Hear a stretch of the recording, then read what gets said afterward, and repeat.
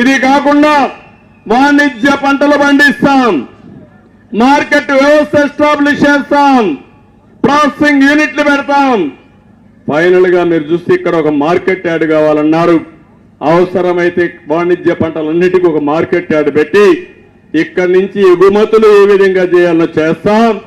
ఇక్కడనే విమానాశ్రయం 100 కోట్ల రూపాయలు మళ్ళా దాన్ని కడతాం. కట్టి మీరు ప్రయాణానికి వెళ్ళాలన్నా లేకపోతే కార్గో పెట్టి మీరు పండించిన పంటలు ప్రపంచం మొత్తం పంపించాలన్నా ఏర్పాటు చేసే బాధ్యత తెలుగుదేశం పార్టీ తీసుకుంటాం. మళ్ళీ రైతు రాజ్యం వస్తుంది, రైతే రాజు అవుతాడు. అన్నదాత కింద ప్రతి ఒక్కరికి 20,000 రూపాయలు సంవత్సరానికి ఇచ్చే బాధ్యత నేను తీసుకుంటా. మళ్ళా డ్రిప్ ఇరిగేషన్ ఇస్తా. మళ్ళీ రైతు చేసే వ్యవసాయానికి అండగా నేను ఉంటానని మీ అందరికీ హామీ ఇస్తున్నా. ఇంకో పక్క బండపల్లి 66, 64 పెద్దూరు, రాళ్ల బదుగూరు, కోనేరు కుప్పం ప్రాంతాల్లో ఎక్కువ గ్రనైట్ ఉంది. నిన్న మొన్న అడుగుతున్నారు, ఒక ఆయన ఒక సజెషన్ ఇచ్చాడు. ఏదైనా కానీ ఈ గ్రనైట్ అంతా హిస్టారికల్ గా మాన్యుమెంట్స్ అన్ని మంచి ఆర్కిటెక్చర్లు తయారు చేసి కళలుండే వ్యక్తులు మన కుప్పంలో ఉన్నారని, దీనికి గాని మంచి సైట్ ఇస్తే అక్కడనే తయారు చేసి మార్కెట్ చేసుకుంటారని ఇప్పుడు అన్నారు. నేను ఒకటే చెప్తున్నా, దొంగలిచ్చిన దొంగల యొక్క లెక్కలు కక్కిస్తా. వీళ్ళు ఏం చేయాలో మళ్ళా రికవర్ చేపిస్తా. ఆ మంత్రిని కూడా హెచ్చరిస్తున్నా, నీ ఇష్ట ప్రకారం చేయడం కాదు. ఈ రోజు నీడి, రేపు ప్రజలది. ఆ ప్రజా ప్రభుత్వంలో నిన్ను శిక్షించే బాధ్యత తెలుగుదేశం పార్టీ తీసుకుంటామని కూడా చెప్తున్నా. ఇక్కడ ఇది మళ్ళీ గ్రనైట్ కు పూర్వ వైభవం తీసుకొస్తాం. స్థానికంగా ఉండే వాళ్లే పనులు చేసుకుంటూ చేస్తాను. ఇక్కడ ఈ రోజు నేను ఒక స్టేట్మెంట్ చూశాను. జనార్దన్ నాయుడుని ఒక ఆయన పక్క ఉండి ఇక్కడ కూడా ఒక షాప్ ఉంది. ఆయనకు ఒక గ్రనైట్ ఇది ఉంది.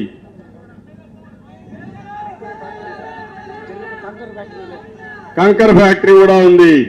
ఆయన చూస్తే ఆయన ఒక స్టేట్మెంట్ ఇచ్చాడు, బెదిరించి పక్కనుండే పలమనేరు ఎమ్మెల్యే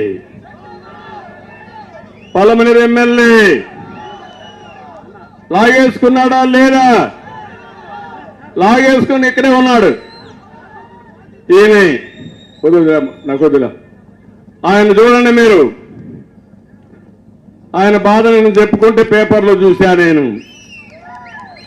ఏం తమ్ముడు, ఆయన ఆస్తి కొట్టేయడం తప్ప రైటా? ఒప్పుకుంటారా మీరు?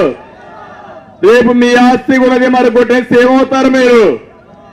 కడాన కొట్టేసి వాళ్లే చేసుకుని కరెంటు బిల్లుని పంపించారు. గొప్ప కదా తమ్ముడు. అంటే నేను అడుగుతున్నా ముఖ్యమంత్రిని, నువ్వు పెద్ద గొప్పలు చెప్తున్నావు కదా, నీ పక్క ఎమ్మెల్యే ఇక్కడే ఉన్నాడు, నేను సాక్ష్యం చెప్పా, టికెట్ ఇవ్వకుండా మాని 200 కోట్లు సంపాదించాడు ఈ గ్రెనైట్ లాగేసుకుని. ఇప్పుడు నేను అడుగుతున్నా, గొప్పగా మాట్లాడుతున్నావు కదా, నీ మంత్రి కొన్ని 100,000 కోట్ల రూపాయలు దోచేశాడు. ఏ పెద్దలో ఏ రేటో తెలియదు. ఇన్ని 100,000 కోట్లు దోచేశాడు. ఆయన ఇంట్లో ఒక ఎంపీ, ఒక ఎమ్మెల్యే, ఒక మంత్రి. ధైర్యం ఉందా అని ముఖ్యమంత్రిని అడుగుతున్నా, నేను తీసేస్తావా అని అడుగుతున్నా. గట్టిగా చెప్పండి, తీసేయాలా లేదా? చప్పట్లు కూడా చెప్పండి తీసేయాలంటే.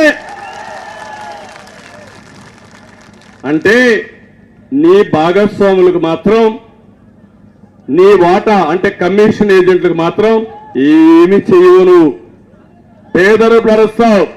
నేను అడుగుతున్నా, ఈరోజు ఎమ్మెల్యేలు చెడిపోయారంటే, ప్రజా దోహులుగా మారారంటే, ప్రజల్ని దోచుకున్నారంటే దానికి కారణం ఎవరు? కారణం ఎవరు? కారణం ఎవరు? మారాలి రాష్ట్రంలో ఎవరు మారాలి?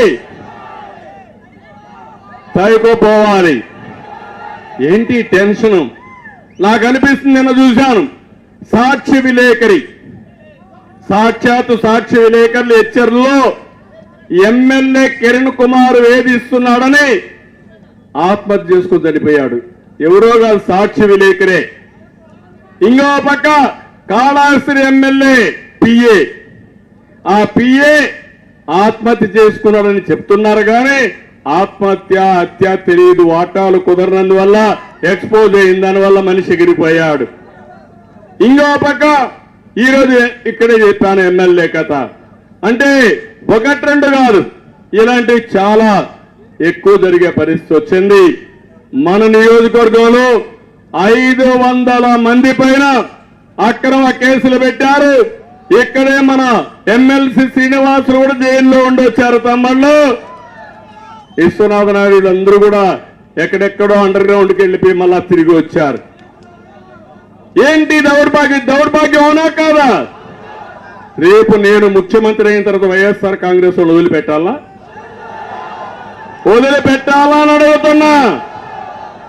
ఈ పరిస్థితి తెచ్చింది ఎవరు? సైకో అవునా కాదా? అంటే ఈ రాష్ట్రంలో బతకడానికి మనకు అర్హత లేదా? ఏంటి అహంకారం? ఏంటి దౌర్భాగ్యం?